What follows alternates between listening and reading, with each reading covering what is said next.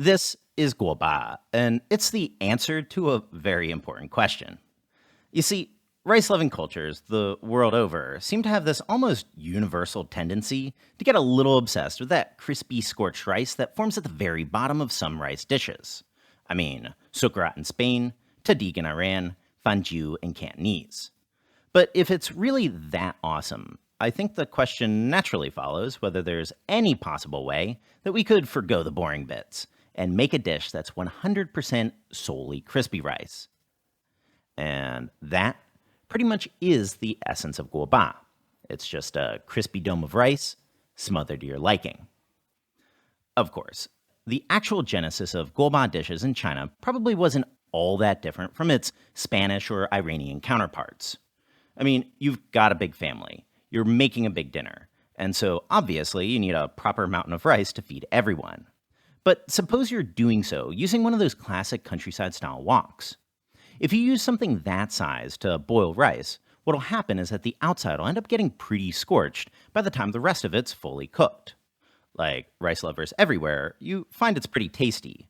But unlike elsewhere, in China, meals are generally centered around a bunch of smaller dishes instead of one larger main.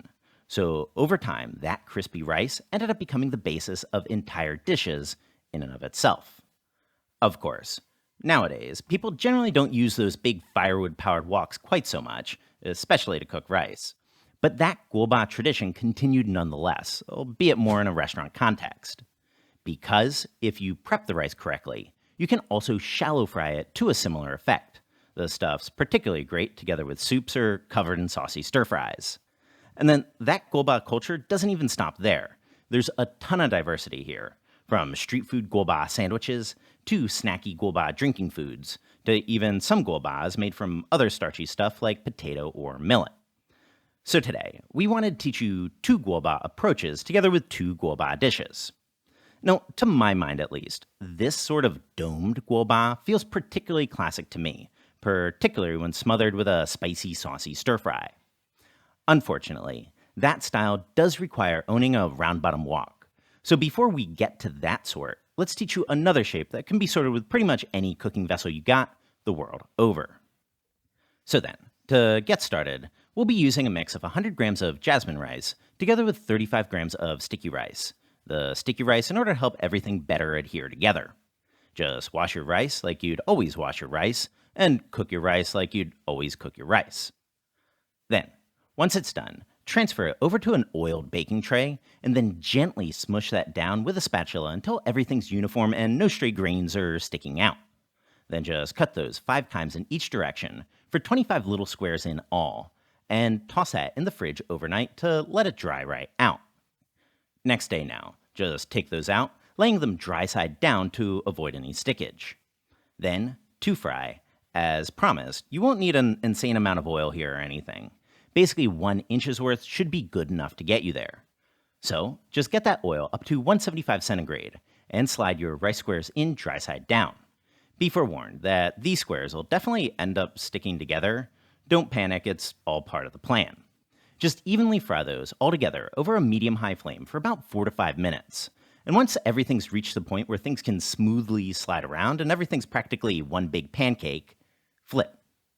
Do the same move on the other side for 3 minutes or so, or until it's reached the same kind of slideability, and flip again. At this point, now just break those up and let them brown to your liking, which was, for us, another 3 minutes worth of frying. Then just drain off a bit of the oil, toss on a paper towel-lined plate, and then these are good to use. So, for this sort, we figured we'd whip up that aforementioned Guizhou drinking food, a dish called Guoba fried gamba. It's pretty easy to whip up in the grand scheme of things, but its titular ingredient will probably need a substitute on your end, which is something called niu gamba. What it is basically a kind of jerky that's found throughout the southwest of China. It's not very heavily seasoned, basically just a bit of salt and Sichuan pepper powder and left to dry. In the West, I think biltong or carne seca would be pretty good subs. But barring that, just use the tastiest, least intensely seasoned jerky that you have access to. So, we'll be similarly shallow frying that jerky, oil up to 150 centigrade, and drop those in. Just a quick 30 seconds or so. And a nice move is actually to do this step before those rice cakes to help impart a sort of beefy flavor. Either way, to stir fry those then, just drizzle in a touch, about a half tablespoon, of that jerky frying oil, and over a low flame toss in 3 cloves worth of sliced garlic together with a ½ inch of sliced ginger. Once that's fragrant, after about a minute, up your flame to high and toss in 5 spicy dried chilies, halved, together with a ½ teaspoon of Sichuan peppercorns. Quick fry till fragrant, add in the jerky, quick mix, add in the rice cakes, quick mix, then drizzle a ½ tablespoon of soy sauce over your spatula and around the sides of the wok.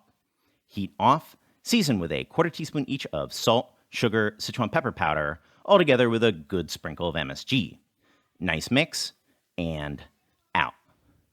So then, for the domed version now, just work off the same 3-to-1 mix of jasmine and sticky rice. So this time 50 grams of sticky and 150 grams of jasmine. Just cook your rice like you'd always cook your rice, but for this one there's no need to wait a day to dry things out. We can just fry this one up directly. So, to do so, first apply a thin smear of oil to your round bottom wok, and with the heat off, add in the rice. With the spatula now, shape that by first smushing it down into the wok, and then do a real good job cleaning up the edges to make it a nice even circle. Then, smush in the center to thin out and expand your dome, and go back and clean up the edges. Repeat this process until everything's nice and pretty and about a ¼ inch in thickness. Then toss in 3 tablespoons of oil and start to fry that over a medium-low flame. At this point, first dip the wok to cook the edges of the dome first, periodically making sure that you didn't lose any of that hard-fought dome shaping in the process. Then, once the edges have formed and have started to become good and golden, after about 6 minutes or so, go in with another ½ cup of oil and start to fry. Over a medium-high flame now, just continuously swirl that to fry it all evenly. And after about 3 to 4 minutes, it should be crispy enough to easily slide around the wok. So just drain out a touch of the oil, and then transfer that over to a paper towel-lined plate. Then, to smother that, the route we decided to go today was a Guizhou-style Kung Pao chicken. This guy was basically the same as our previous recipe on the topic, with an adjustment or two for some more smothery effect. But really, let your imagination run wild. Any saucy stir-fry will do the trick. Either way, to get started with it, we'll first need to whip up some tsuba chili paste. Now, if you were in Guizhou, this would be the type of thing that you could just buy at your local market, but we're not, so homemade it is. Here we've got 20 grams of a red, fragrant dried chili, a local Thai cultivar because we're in Argentine conservation mode, but Argentines, Xinjiao, Kashmiris, anything colorful and not too spicy. Also together with 5 grams of a spicy dried chili, Xiaomila, heaven-facing, bird's eye, etc., and soak those all with hot boiled water for at least 1 hour. Then, once soft, just grab your chilies, wring them out to get out a bit of water, and snip them into a mortar together with 1 large clove of garlic together with 1 centimeter worth of ginger. Then just pound that all until it's good and pasty. And we had to work this in batches due to mortar size issues, but also totally feel free to go the food processor route if you've got one. Then, for the chicken, this was just 375 grams of thigh, preferably skin on, cut into 1 centimeter cubes.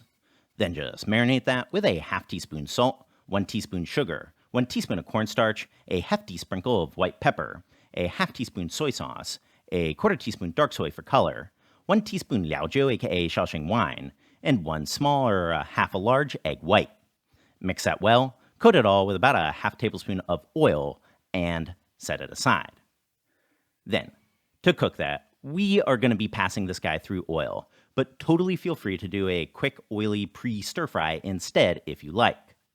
For us though, we'll heat that up to 185 centigrade, drop the chicken in, and let that fry for about 40 seconds. Then just dip that out and set it aside. Then, to stir fry, as always, first, long yao. Get your wok piping hot, shut off the heat, add in the oil, here 4 to 5 tablespoons, and give that a swirl. Then, heat still off, go in with 4 tablespoons of that tsuba chili paste that we just made, and swap your flame to medium-high. Give that a fry for about 2 to 3 minutes, or until much of its moisture is bubbled away.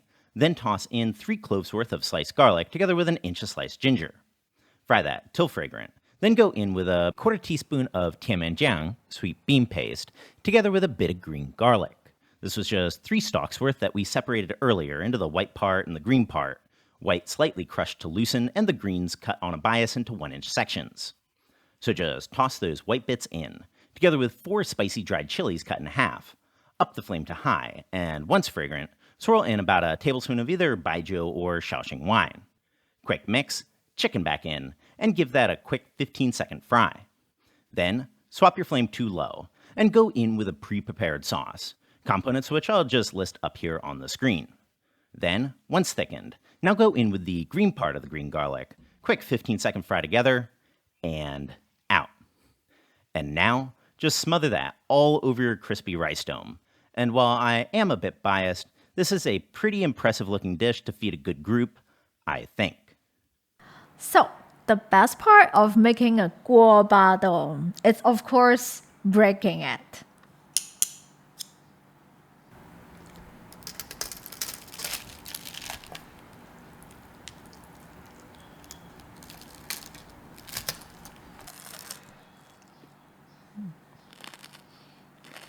So right, check out the recipe in the description box. A big thank you for everyone that's supporting us on Patreon, and of course, subscribe for more Chinese cooking videos.